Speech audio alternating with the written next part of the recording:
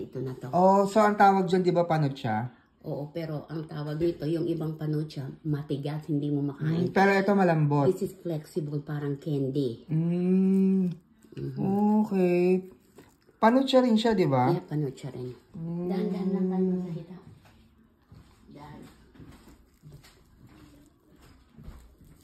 Saan naman ito nabibili, ante? Binili ko yun sa Bicol, doon pa sa Iriga. Ako mismo ang bumili kasi wala silang kaalam-alam na ganyan. Their class, their type is not my type. That's the first class. Mahirap hanapin yan. So, dinala mo to from vacation? Yeah. Ako lang ang dala kasi yun. Wow. Yung mga ano ko sa, what do you call that? From Colombia.